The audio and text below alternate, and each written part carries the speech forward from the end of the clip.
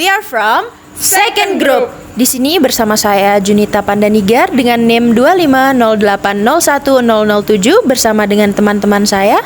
Saya Deswita Putri Maharani dengan NIM 250801005. Dengan saya Himelda Septifa Tita Dewi dengan NIM 250801006. Dengan saya Kaisar Ramania Salim dengan NIM 250801008. Baik, di sini kami akan membuat video pembelajaran mengenai sel eukariotik dan pembelahan mitosis. Langkah pertama, di sini kami menyiapkan bahan dan alat sebagai berikut.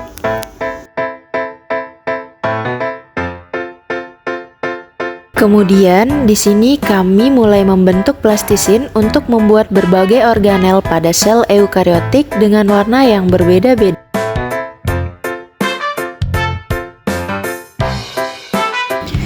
Setelah itu, kami mengukur bola dan mengguntingnya agar sesuai dengan bentuk sel eukariotik. Lalu, kami menggaris dan memotong styrofoam membentuk setengah lingkaran sesuai dengan pola yang sudah dibuat.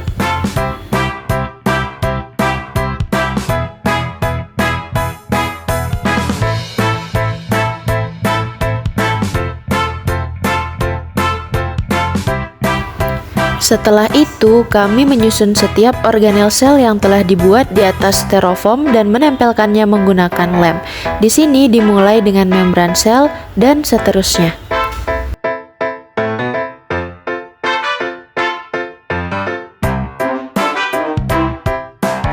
Kemudian, kami memberikan penamaan pada setiap organel sel menggunakan kertas label dan menusuknya menggunakan tusuk gigi. And this is our result of eukaryotic cell from second group. Di sini akan dijelaskan tentang fungsi dan struktur dari sel eukariotik. Apa sih itu sel? Sel itu adalah unit struktural dan fungsional terkecil penyusun tubuh makhluk hidup. Di sini eukariotik dan prokariotik bedanya adalah eukariotik strukturnya lebih kompleks dan juga lebih besar. Contohnya pada sel tumbuhan dan hewan. Yang kita akan bahas adalah sel pada hewan. Sebagai berikut, inilah strukturnya. Yang pertama adalah membran plasma. Berwarna hijau. Membran plasma ini fungsinya adalah sebagai pelindung sel, membatasi sel, dan juga mengatur keluar masuknya zat atau yang disebut dengan semi permeable. Yang kedua adalah sitoplasma atau cairan sel berwarna biru seperti ini. Fungsinya adalah disinilah tempat organel sel berada. Yang ketiga adalah sentriol berwarna coklat. Sentriol ini perannya adalah untuk pembelahan sel terutama pada sel hewan. Dia juga membentuk benang spindel dan juga silia dan flagella. Next. Baik, selanjutnya ada badan Golgi yang berwarna pink. Berfungsi sebagai memproses, memilah, dan mengirimkan protein serta lipid. Yang kedua ada lisosom yang berwarna kuning dan di pinggirnya ada warna ungu. Berfungsi sebagai pencernaan intraseluler dan hanya pada sel hewan. Yang ketiga ada mitokondria yang berwarna ungu dan di tengahnya berwarna biru. Berfungsi sebagai tempat respirasi seluler dan penghasil energi atau ATP. Next. Selanjutnya ada ribosom. Ribosom yang berfungsi untuk mensintesis protein.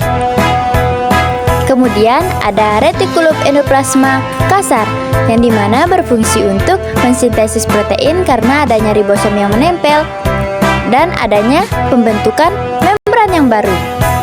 Selanjutnya ada retikulum endoplasma halus berfungsi untuk mensintesis lipid, metabolisme karbohidrat, dan mendetoksifikasi obat maupun racun.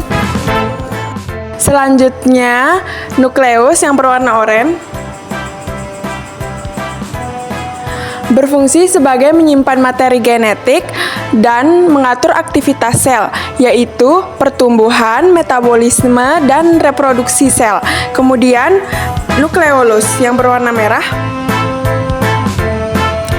berfungsi sebagai mensintesis rRNA dan merakit ribosom yang nanti akan dilepaskan di sitoplasma. Kemudian ada vakuola yang berwarna ungu dengan pinggiran biru. Biasanya vakuola terletak di sel tumbuhan, tapi ada juga di sel hewan, walaupun kecil, itu berfungsi sebagai menyimpan air, ion, dan limbah. Selanjutnya, di sini kami akan membuat pembelahan mitosis.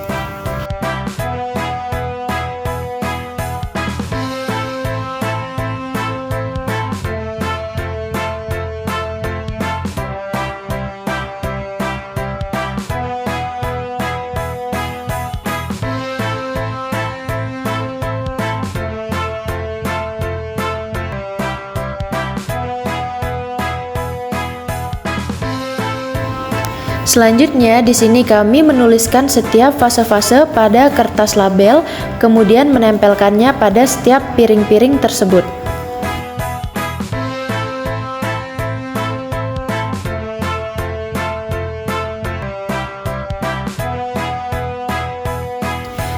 Ini merupakan proses pertama dari mitosis, dinamakan dengan fase interfase atau fase persiapan sebelum sel memasuki pembelahan mitosis. Pada fase ini, sel tumbuh, memperbanyak organel dan menggandakan DNA agar siap untuk membelah.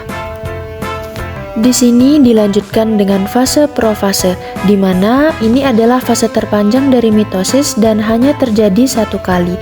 Pada fase ini, kromatin memadat menjadi kromosom, membran inti mulai menghilang dan spindel mulailah terbentuk.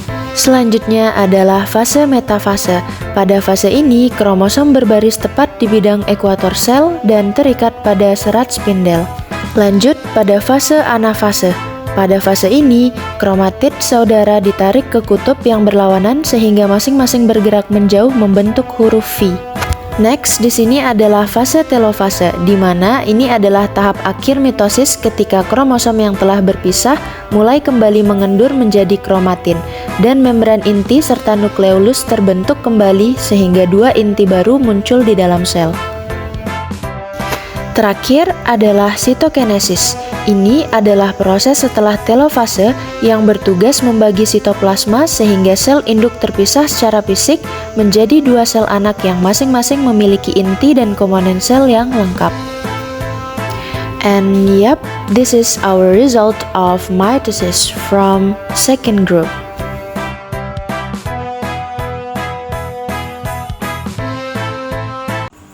Sekian dan terima kasih. Itulah dia video pembelajaran dari second group.